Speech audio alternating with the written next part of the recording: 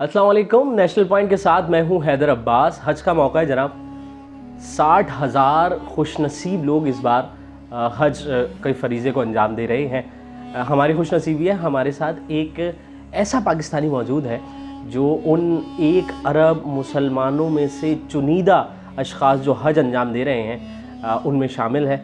मिर्ज़ा बुरहान हमारे साथ मौजूद हैं सऊदी अरब से, और उनका बहुत बहुत शुक्रिया सबसे पहले कि उन्होंने हमारे लिए वक्त निकाला। वो एक इंतहाई क्या कहूँ कैसे मुकाम पर हैं, काबतुल्लाह की ज़ियारत का शरफ़ हासिल कर रहे हैं, लेकिन हमारी रिक्वेस्ट पर, नेशनल पॉइंट की रिक्वेस्ट पर उन्होंने थोड़ा सा वक्त हमें दिया है। तो उनसे आज बात करेंगे कि जब आप इतने बड़े यानी जहाँ पर 1 अरब मुसलमानों की आबादी हो, उनमें से सिर्फ 60,000 अफराद हज अंजाम दे रहे हों और उन 60,000 में आपका नाम आ जाए, तो किस तरीके की फ़ीलिंग्स होती हैं, कैसा महसूस करते हैं। और कोविड के हवाले से, क्योंकि आपको पता है कि कुछ रिस्ट्रिक्शंस हैं हज के दौरान भी, तो वो रिस्ट्रिक्शंस क्या क्या हैं और किस तरीके से हज अंजाम दिया जा रहा है, इस हवाले से बात करेंगे। मिर्ज़ा बुरहान हमारे साथ हैं। मिर्ज़ा बुरहान, बहुत बहुत शुक्रिया सबसे पहले, आपका एक मरतबा फिर शुक्रगुज़ार हूँ। बुरहान, जल्दी से, आप, मुझे पता है आपके पास वक्त नहीं है, बस ये जानना चाहूँगा कि नाम कैसे आया आपका और क्या प्रोसीजर था, ये क्या किया आपने और कैसा फ़ील हुआ जब नाम आया आपका? अस्सलाम वालेकुम हैदर, सबसे पहले तो बहुत शुक्रिया कनेक्ट करने के लिए, और आपने मेरी और आपकी काफ़ी डिस्कशन हुई है। तो सबसे पहले तो मैं आपके कुछ सवालों के जवाब दे दूं, जैसे कि आपने मुझसे भी पूछा कि किस तरह अप्लाई करते हैं और क्या फीलिंग होती है जब आपका नाम आता है हज में। तो मैं यहाँ पे अप्लाई करने का थोड़ा तरीका बता देता हूँ। जो लोकल सिटीज़न या रेसिडेंट्स होते हैं उनके लिए जो अप्लाई करने का तरीका होता है वो होता है, इनकी वेबसाइट होती है लोकल हज की, उसमें आप जाके अपना इकामा नंबर और बाकी डिटेल्स दे देते हैं, और फिर लकी ड्रॉ के थ्रू, कुरानदाजी के थ्रू आपका नाम आता है। तो नाम कैसे आया, किस तरीके से आया, तो मैंने प्रोसेस तो आपको बता दिया है। नाम इस तरह आया कि मेरा एक दोस्त है, उसका 2-3 दिन पहले एसएमएस आ चुका था कि आप मतलब आपका हज का हो गया नॉमिनेशन और आप जाके रिजर्वेशन करवाएं। तो वेबसाइट के ऊपर फ़ौरन जाना पड़ता है और रिज़र्व कराना पड़ता है अपना स्पेसिफिक पैकेज। मेरे साथ भी ये हुआ, उसकी सुबह कॉल आई कि यार मेरा इस तरह हो गया मामला। मैंने कहा अच्छा चलो बहुत बहुत मुबारक हो। हम लोग कुछ और डिस्कशन कर रहे थे ऑफिस में के हवाले से, तो मैंने अपना एसएमएस देखा तो मेरे पास भी वो एसएमएस आया हुआ था। तो जब मैंने एसएमएस खोला तो उसमें था कि माशाल्लाह से आपका नाम भी आ गया है ड्रॉ में, और आप रिजर्वेशन स्टार्ट करते हैं सुबह 11 बजे से। पोर्टल खुल जाता है, 3 घंटे के लिए पोर्टल खुलता है, और उसी के अंदर आपने अपना पैकेज रिजर्व करवाना होता है। तो एक्साइटमेंट का लेवल मैं आपको बयान नहीं कर सकता, कोई भी बयान नहीं कर सकता जब उसका नाम हज के लिए आता है, और जब आपने एक अप्लाई किया हो और जिसमें सिर्फ 60,000 लोग अलाउड हो और उसमें आप एक्सपेक्ट कर रहे हो कि आपका नाम भी आएगा, तो ये फीलिंग आपको कोई एक्सप्रेस करके नहीं बता सकता। बस अल्लाह ताला का जितना शुक्र अदा किया जाए उतना कम है। अच्छा बुरहान, एक बात आपसे जानना चाहेंगे कि बहुत अच्छी फीलिंग्स होती हैं यकीनन, आपने जैसे कहा। मुझे ये बताइएगा कितने पाकिस्तानी हैं आपके साथ और जिनके नाम आए, और क्या फीलिंग्स रही हैं जब नाम आया होगा, तो उस वक्त कैसा महसूस किया आपने? पाकिस्तानियों के हवाले से ज़रूर बताइएगा। और जी अल्हम्दुलिल्लाह, जब आपको ये पता चलता है कि करोड़ों लोगों में से भी आप स्पेसिफिकली जब सऊदी अरब में है, तो लाखों लोगों में से भी आपका नाम जब सेलेक्ट होकर आता है, तो वो एक्साइटमेंट का लेवल जैसे मैंने होता है कोई एक्सप्रेस नहीं कर सकता। अल्हम्दुलिल्लाह मेरे काफ़ी दोस्त हैं, जितने मेरे आसपास के मेरे ऑफिस से कोलीग्स हैं और जितने मेरे पाकिस्तानी दोस्त हैं यहाँ पे, हम सब ने अप्लाई किया हुआ था, और अल्हम्दुलिल्लाह मेजॉरिटी का हज में इस बार नाम आया। हम लोगों ने मुख्तलिफ़ पैकेजेस सेलेक्ट किए, और अल्हम्दुलिल्लाह अभी हम सब लोग मिना में हैं और हमारा अरफात का दिन स्टार्ट हो जाएगा। और हम मिना में इतने अच्छे इंतज़ामात हैं लोकल हज की तरफ से, वो मैं आपको थोड़ा डिटेल में बताता हूँ कि किस तरीके से होता है। क्योंकि पहले एक कैंप के अंदर 30 लोग, 50 लोग इस तरीके से रुका करते थे। जो लोग पहले हज पे जा चुके हैं उनको आइडिया होगा, मैं पहली बार आया हूँ, इसलिए मेरे लिए ये फीलिंग बहुत अच्छी है। क्योंकि मैं जिस रूम में हूँ, मतलब जिस हम लोग कैंप में रुके हुए हैं, वहाँ पे सिर्फ 12 लोग, 8 लोग और 6 लोग के हिसाब से डिवाइड किया, तो जिसमें मैं, उसमें 8 लोग हैं। प्रॉपर्ली मैनेज हुआ हुआ है, प्रॉपर्ली बुफे सिस्टम, प्रॉपर्ली खाना मैनेज हुआ है। आपको लाइन में लगने की ज़रूरत नहीं है जिस तरह लोग इंतज़ामात होते थे एम्बेसी की तरफ से भी। लेकिन अब क्या है कि आपका जो पैकेज है, पार्सल है खाने का, जो फूड का है, वो ख़ुद आपके रूम में आ जाएगा, आपके बेड तक आ जाएगा। आपने कहीं नहीं जाना, आपने नमाज़ भी पढ़नी है तो आप अपने रूम में जमात करवा लें। कोविड की वजह से बहुत अच्छे इंतज़ामात हैं और हर चीज़ इतनी प्रॉपर की हुई है कि आप अपने एक ज़ोन से दूसरे ज़ोन नहीं जा सकते, क्योंकि रेस्ट्रिक्शंस हैं और ज़रूरी भी हैं। क्योंकि अगर हज प्रॉपर तरीके से करवाना है और लोग डबल वैक्सीनेशन, प्रॉपर इम्यून होकर आए हुए हैं, तो हर चीज़ का ख्याल रखना बहुत ज़रूरी है। And I am really impressed by the management, और हम सब बहुत ज़्यादा मुतमईन और खुश हैं अल्हम्दुलिल्लाह। अच्छा, क्योंकि बुरहान तमाम तर बातें जो है ना वो फीलिंग से ही रिलेट कर सकते हैं हम। अब आप जिस मुकाम पर हैं यकीन करें कि रश्क महसूस कर रहे हैं हम आप पर, क्योंकि आप उन खुशनसीब लोगों में शामिल हैं। और एक बात मैं यहाँ पे आपसे पूछना ज़रूर चाहूँगा, वो ये कि जब आपने नीयत की होगी कि अब सफ़र हज पर हम रवाना हो रहे हैं, आप अलग शहर में रहते हैं, फिर यकीनन आप दूसरे शहर में आए, तो उस वक्त क्या आपकी कैफ़ियत थी? और फिर जब काबतुल्लाह को देखा होगा, जब उसको देखकर कैसा महसूस किया, ये यकीनन हमारे व्यूअर्स जो हैं वो जानना चाहेंगे।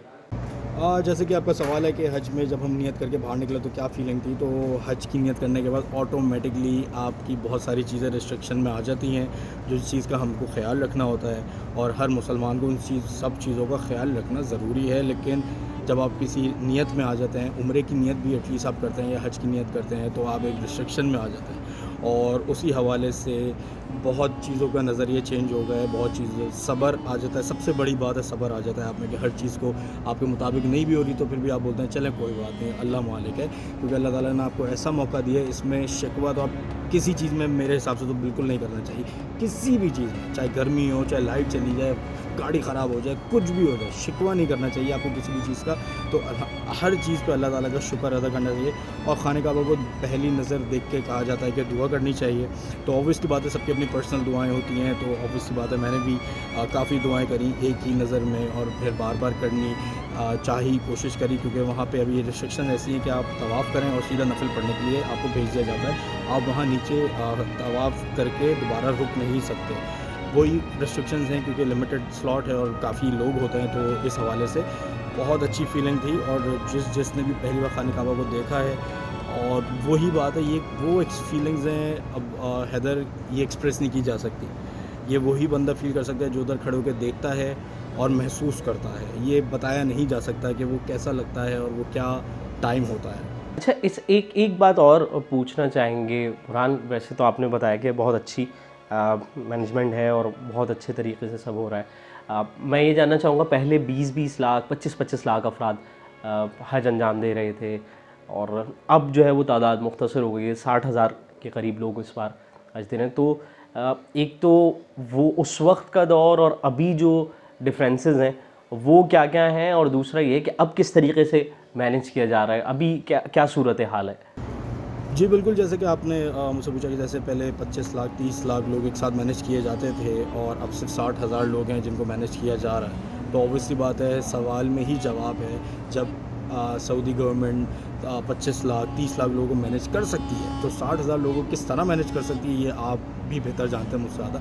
बहुत अच्छे इंतज़ामात हैं, हर गाड़ी मतलब जो उनकी लोकेशन थी वहाँ से 911 के प्रोटोकॉल के अंदर बसेस में ना आई हैं प्रॉपर। हर गाड़ी के हर बस के आगे एक पुलिस की 911 की जीप थी, जो कि प्रोटोकॉल में आपको लेकर आई है, प्रोटोकॉल में आपको हर चीज़ करवा रही है।